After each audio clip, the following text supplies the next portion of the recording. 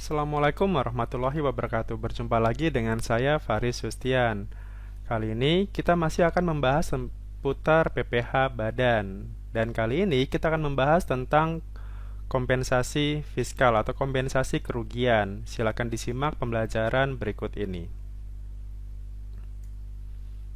Jadi, kali ini kita bahas putar PPh badan. Nah, salah satu tema atau elemen untuk hari ini adalah tentang kompensasi kerugian. Apa itu kompensasi kerugian? Silakan disimak berikut ini. Ada beberapa hal penting mengenai kompensasi kerugian. Yang pertama adalah selisih penghasilan bruto dengan biaya fiskal. Di sini, istilah kerugian merujuk kepada kerugian fiskal, bukan kerugian komersil. Jadi, kerugian atau keuntungan fiskal adalah selisih antara penghasilan bruto dan biaya-biaya yang telah diperhitungkan ketentuan PPh-nya.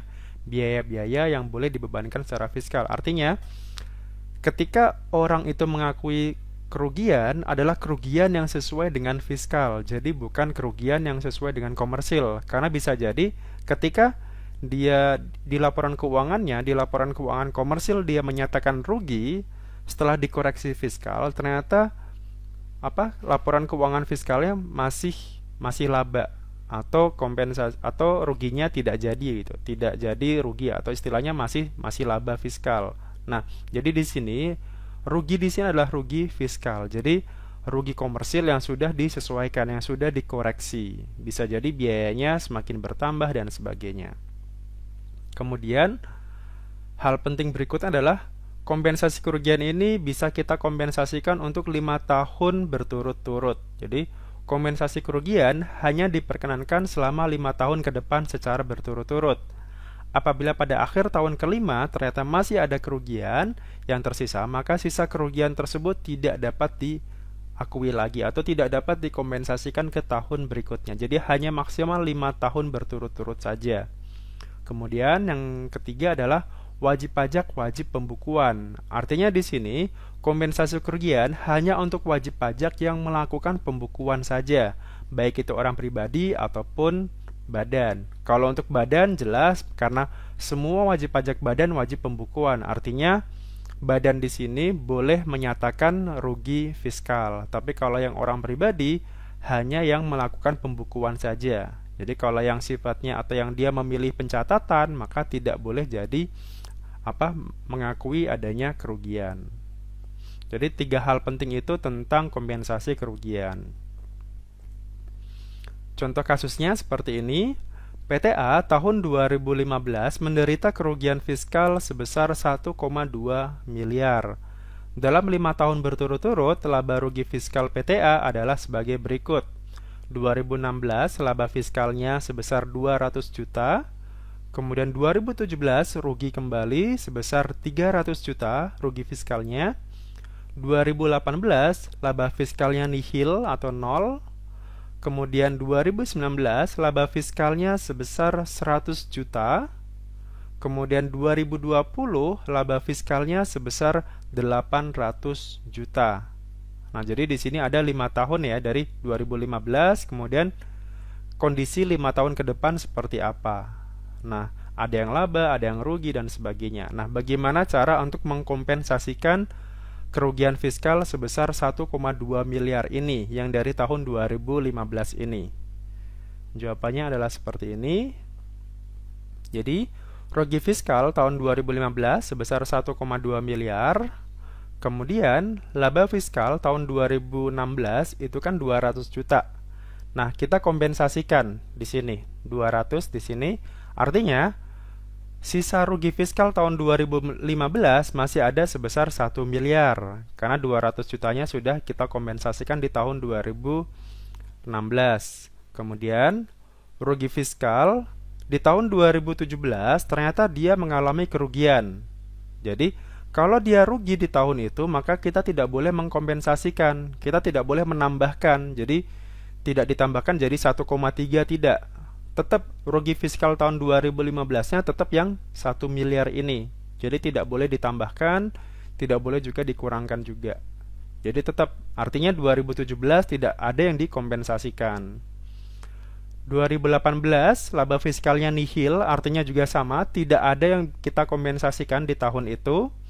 Berarti di akhir tahun 2018, sisa rugi fiskal tahun 2015 itu masih ada sekitar 1 miliar, masih sama.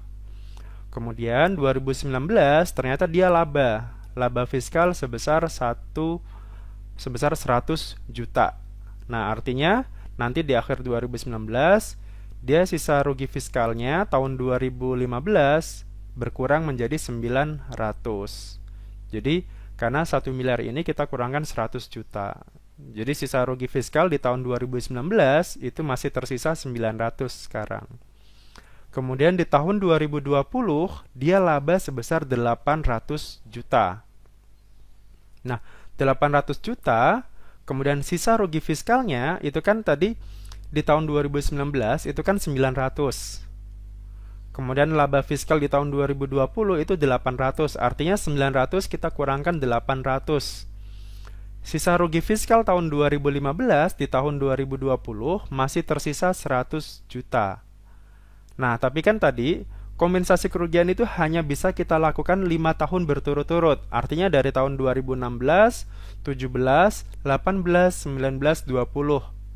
Di tahun pajak 2021, sisa kerugian yang 100 juta ini, yang dari tahun 2015, itu sudah tidak bisa dikompensasikan lagi. Jadi, rugi fiskal tahun 2015 sebesar 100 juta yang masih tersisa di akhir tahun 2020, tidak boleh dikompensasikan lagi dengan laba fiskal tahun 2021. Artinya ya sudah, 100 jutanya ini harus dihapus, nggak boleh jadi kompensasi lagi. Kemudian, sedangkan rugi fiskal tahun 2017, tadi kan fiskal 2017 dia mengalami rugi 300 juta ya.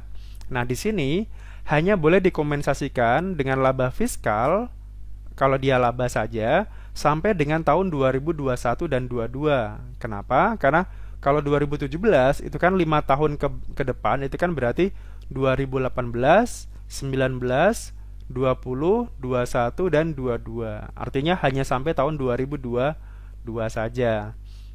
Gitu. Karena jangka waktunya hanya sampai 2022 saja gitu. Jadi kurang lebih seperti itu cara menghitung untuk kompensasi kerugian. Jadi pastikan dulu pertama ya di tahun itu yang mau kita kompensasikan ternyata laba. Karena kalau rugi atau nihil ya tidak bisa kita kompensasikan. Kemudian kalau lebih dari 5 tahun dan masih ada kompensasi kerugian, masih ada kerugian yang tersisa, maka itu tidak boleh jadi kompensasi lagi. Artinya ya sudah harus dihapuskan dari laporan keuangan. Kurang lebih seperti itu untuk contoh kompensasi kerugian. Semoga Anda bisa lebih paham sekarang khususnya untuk yang kompensasi kerugian. Artinya di sini itu adalah fasilitas khususnya bagi Anda yang melakukan pembukuan. Dan kompensasi kerugian ini hanya untuk yang kompensasi kerugian fiskal, bukan yang komersil, karena harus di-adjustment dulu di koreksi fiskal. Terima kasih atas waktunya, dan sampai jumpa lagi di pertemuan berikutnya. Assalamualaikum warahmatullahi wabarakatuh.